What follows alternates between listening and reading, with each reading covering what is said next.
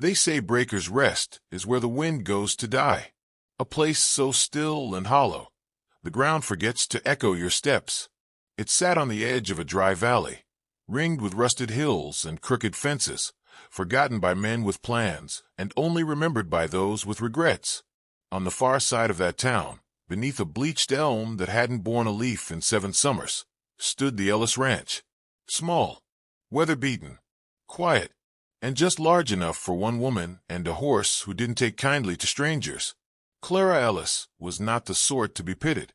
She had a spine like braided rope and a silence that could unsettle the most talkative preacher. Her eyes, gray as creekstone, did not drift lazily like others in town, but held a kind of forward purpose, like she was always riding toward something no one else could see.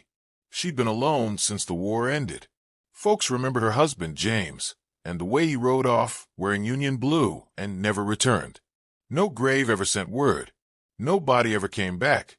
Just Belle, the chestnut mare, trotting into town a week after the last Northern flags came home, her saddle streaked with dried blood. Clara had taken her without a word, like she expected it all along. Since then, Clara kept to her land and Belle kept to her shadow. Together, they plowed the earth in spring, hunted mule deer come winter, and watered the worn soil where grass refused to take. She didn't attend church, didn't trade gossip, didn't ask favors, and so the town let her be. That changed the morning the dust came rising. 3 riders crested the ridge east of Breaker's Rest, trailing the kind of silence that only bad men wear. Dust swallowed their tracks, and though the town was used to strangers drifting through on occasion, the feel of these men was different. Their horses were lean and mean-eyed, their guns not polished for show. The one in front, tall and red-jacketed, had a face that looked like it forgot how to smile, and his hand never drifted far from the butt of his pistol. They called him Pike Madden, a drifter, a killer, a man known to trade bullets for less than the price of a boot buckle. The 2 behind him, one pockmarked, one quiet, rode like they didn't plan to leave this town without taking something from it. They shot a man before they had breakfast. Old Henry, who ran the livery, refused them fresh horses. Pike put a bullet through his shoulder for the offense, and when Sheriff Maynard stepped onto the porch with his badge half covered by a tobacco stain, the drifter just tipped his hat. Didn't kill him, Sheriff. Could've. Be grateful. The sheriff stared back, hand resting on his belt. You ain't staying long, I take it. Just passing through, Pike answered. Might pick up some supplies. Heard there's a fine mare out this way. Rides like fire, smart as any man. Thought we might pay her a visit. Nobody had to ask who he meant. Clara's horse was legend by now. A mount that could outrun coyotes and outthink drunks. Some said Belle was born under an eclipse. Others said she was trained by the cavalry. But everyone agreed. She was worth more than half the town's wagons. By sundown, Pike and his men were heading north, toward the hills. Clara's land lay that way. She saw them before they reached her fence. From atop her porch, she watched through the cracked pane of her window, the one that had never quite fit the frame. The men came slow, like they owned the earth they crossed, and when they reached her gate, Pike didn't bother with pleasantries. We're taking the horse, he called. Ain't nothing personal. Clara didn't speak at first. She stepped outside, rifle in hand but not raised, and looked straight at the man who thought he could take what wasn't offered. Belle stood behind her, nostrils flaring, hooves restless. The mare didn't trust the wind today, and neither did her rider.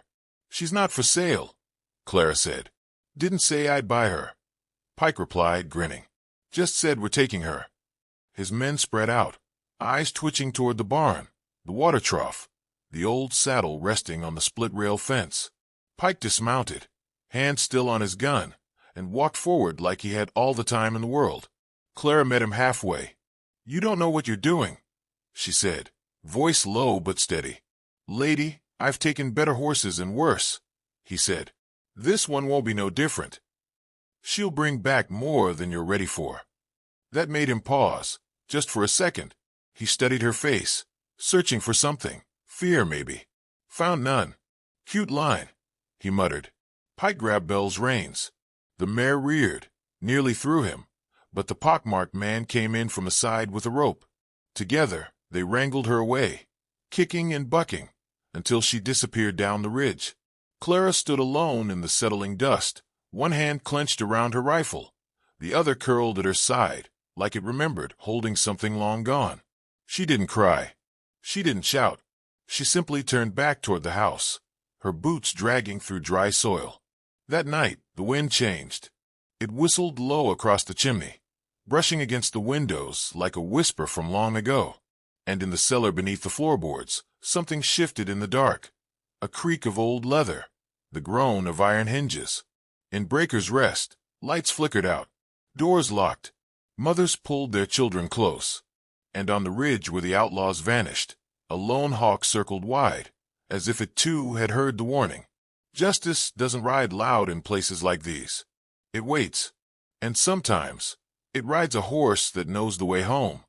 Morning broke over Breaker's Rest like a slow bruise, light creeping across the canyon floor in dull streaks. The town woke stiffly, men rubbing eyes clouded from drink, women feeding stoves with yesterday's wood.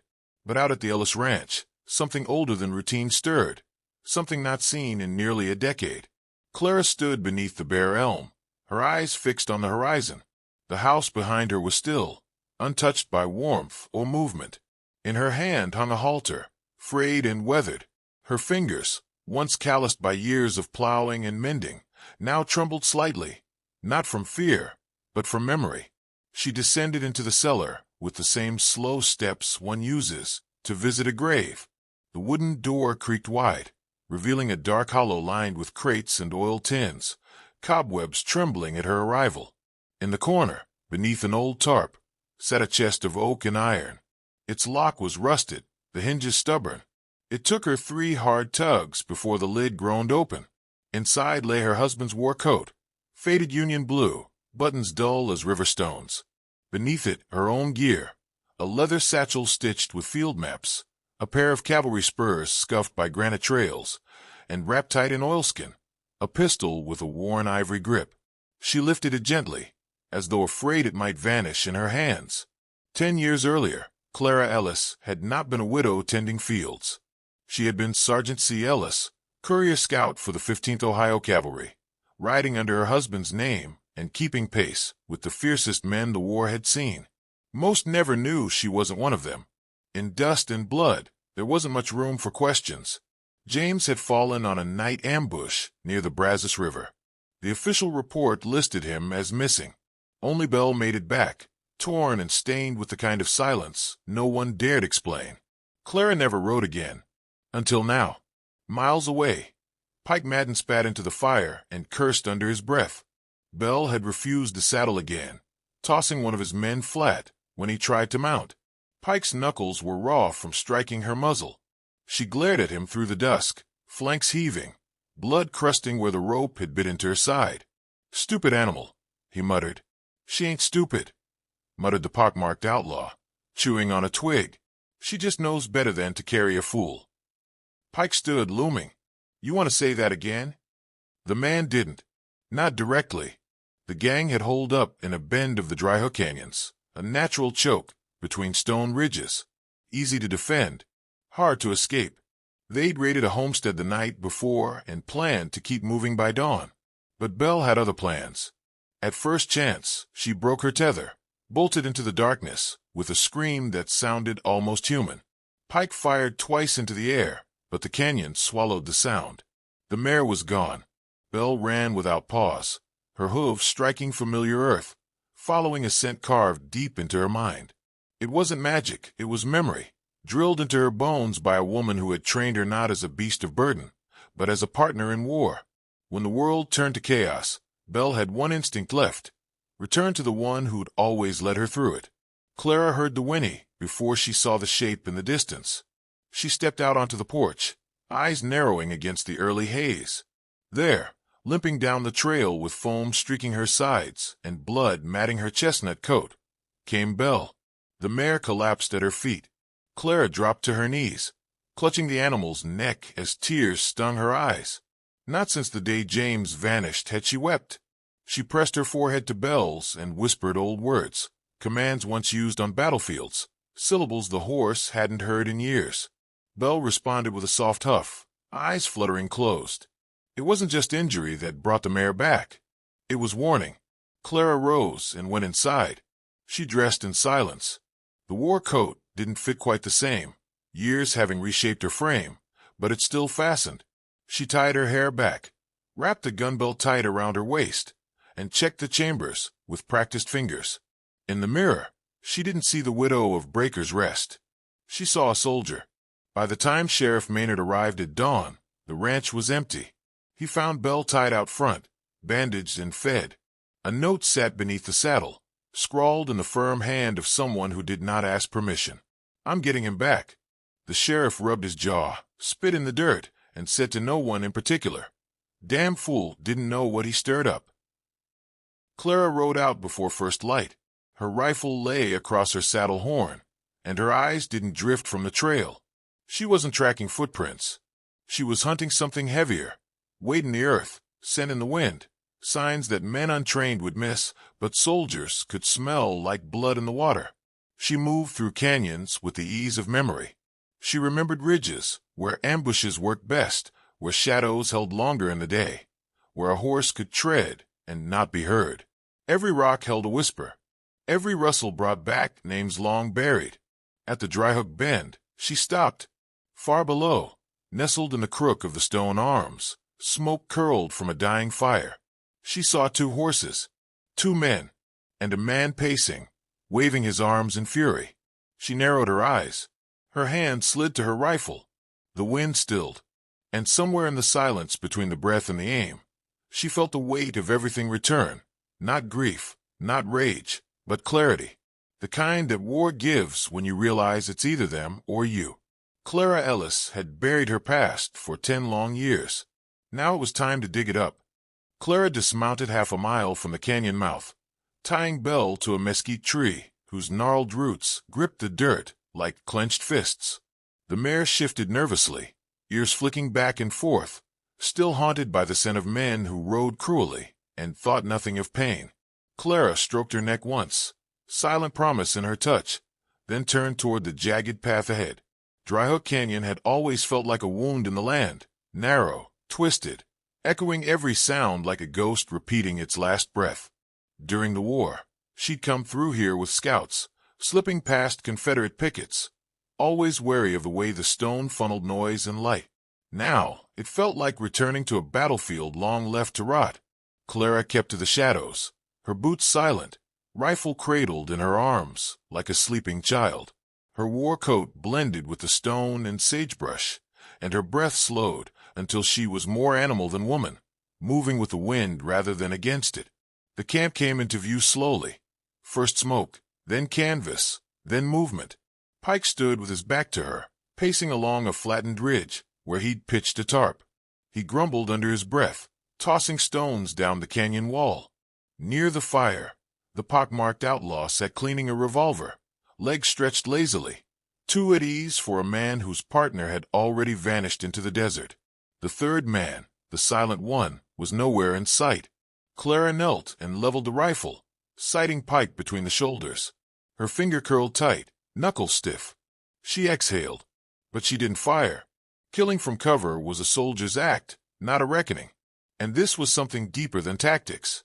She lowered the rifle, circled left, and descended into the canyon like smoke, present but unseen. 15 minutes later, she walked into their camp like she owned it. Pike turned, gun halfway drawn, but his eyes widened when he saw who it was. The sight of her in that war coat, the way she held herself, the way she didn't flinch, something about it made him pause. "You," he said, disbelief breaking across his face. "You followed me here?" The pockmarked man stood, confused. "How the hell?" Clara raised the pistol, cocked the hammer. "Where's the third one?" she asked. Pike smirked. "Gone. Spooked. Rode off before sunup. Couldn't stomach the job, I reckon." Smartest of the lot. "Lady," Pike said, "you come all this way just to die angry? I ain't scared of ghosts in blue." Clara didn't blink. "Good. I'm not a ghost." The pockmarked man reached for his holster. Her shot rang out first. He dropped like a felled steer, legs kicking once, then still. The canyon swallowed the echo. Pike stepped back, stunned. Jesus, he breathed. You really are one of them. I was better, she replied. He raised his revolver. Too slow. Her second shot hit his shoulder, spun him backward. He collapsed with a grunt, gun clattering down the rocks. Clara strode forward, boots crunching over dirt and stone. She reached him before he could crawl, kicked the weapon away, then leveled her pistol at his chest. You took something from me, she said. You thought it was a horse. It wasn't. Blood spilled from his arm, soaking the dust. I didn't know. Hell, I didn't know who you were. Clara's voice stayed level. You didn't care. That's worse. You kill me, another bastard will just ride in and take my place. I'm counting on it. He flinched. What? I'm going to leave you alive, Pike. With a mark. With a memory. So when you crawl back to whatever hole you came from, you'll carry the tale of the woman who let you live. And every man who hears it will wonder what it cost you. And if they come looking to test it, I'll be ready. You won't make it back to town, he growled, blood flecking his lips. There are others. Friends. Clara holstered the pistol. Then you'd best hope they like you enough to die for you. She turned and walked away. Behind her, Pike cursed, his voice weak and fading. She didn't look back. Clara reached Bell near midday. The mare stood where she'd been left, ears forward, muscles taut. When she saw Clara approach, she let out a low nicker, relief and recognition braided in the sound. Clara brushed her fingers along the reins, then mounted slowly, muscles aching from the tension she'd held so long. She rode with the sun at her back, shadows stretching long across the land. By the time she reached Breaker's Rest, the town was still and blinking in the orange light of late afternoon. The sheriff stood outside the jailhouse, chewing a stem of grass, watching her approach. Well, he said, eyes taking in the coat, the soot on her face, the gun at her hip. Heard shots from the canyon. Guessing that was you. Clara dismounted. It's over. The sheriff nodded once. Thought it might be. He looked at her like he was seeing her for the first time, not as a quiet widow behind a fence, but as something older, heavier. A force you don't invite unless you're ready for what follows. You did right, he said quietly. Not just for yourself, for the whole damn town. Clara didn't answer. She walked past him toward the feed store, Bell trailing behind like a loyal shadow. That night, no one bothered her. No one asked questions. The town simply hummed with the knowledge that something had shifted. Justice had returned, not wearing a badge, but a blue coat and scars no man could measure. In the canyon, Pike Madden crawled toward his horse with one good arm and a future full of nightmares. His story would spread, as all stories do in places built on myth and dust. He would talk of the woman who walked into a trap and made it hers, who killed without hesitation and spared without mercy. And somewhere, beyond the reach of that tale, Clara Ellis sat on her porch, the rifle across her lap, eyes fixed on the horizon. She knew the peace wouldn't last. Trouble never did. But the next man who came for her wouldn't find a widow. He'd find a storm.